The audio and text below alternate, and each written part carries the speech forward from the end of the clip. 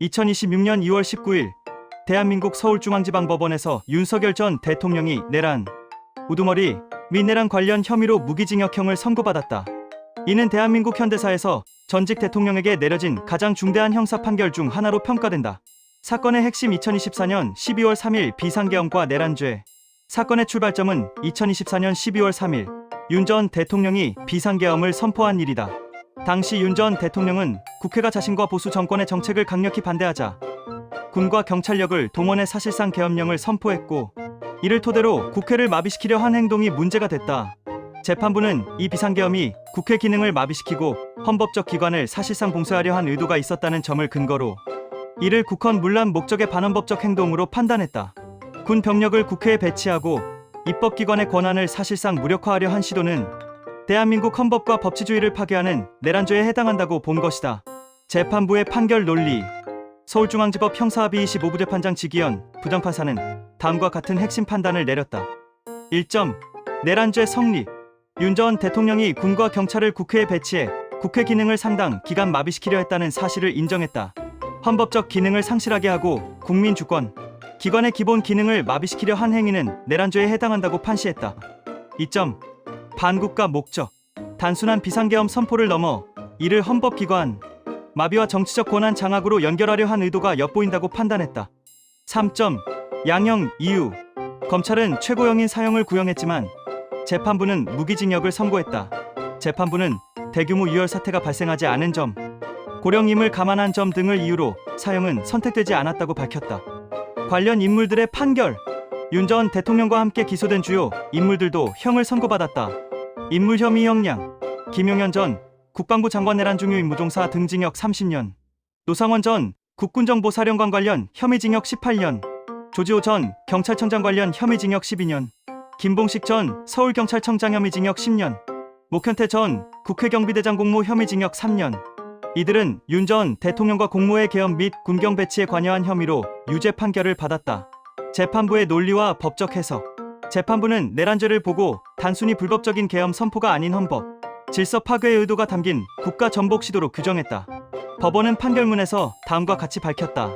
내란죄는 국가의 존립과 헌법적 기능을 파괴하는 행위이며 대통령이라도 이를 실행하면 내란 우두머리로 처벌될 수 있다. 재판부는 특히 계엄을 통해 국회의 기능을 마비시키려 한 행동을 국헌 문란 행위로 판단했다. 이는 단순한 법적 분쟁을 넘어 대한민국의 헌정 질서를 직접적으로 흔드는 중대한 위법 행위라는 점을 강조했다. 과거 사례와 비교. 전두환 노태우 사건. 이번 판결에 대해 법조계는 1990년대 전두환 노태우 전 대통령의 내란 사건과 비교한다. 전 대통령과 노 전 대통령은 1996년 내란, 반란죄로 유죄 판결을 받고 각각 사형 전 대통령과 중용노 전 대통령을 선고받았으나 이후 사면 조치로 풀려난 전례가 있다.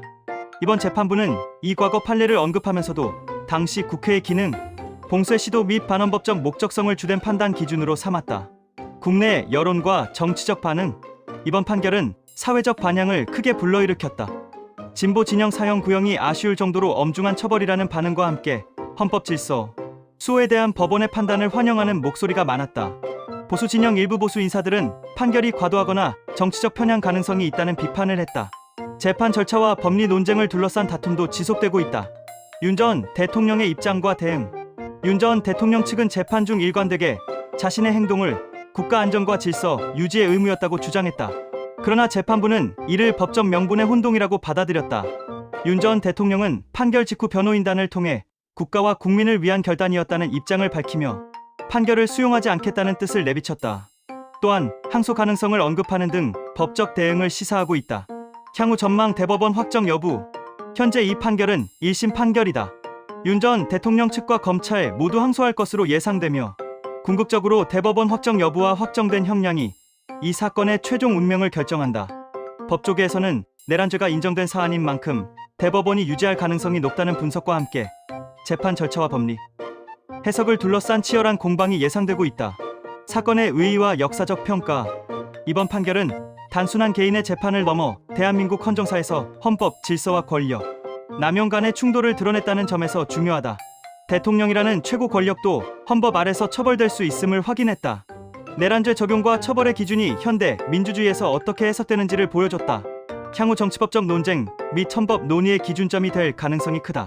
전문가들은 이 사건이 대한민국 민주주의의 위기 상황을 법치로 해결하려 한 사례로 평가하면서도 향후 판례로서의 영향력과 정치적 논쟁 가능성을 강조하고 있다.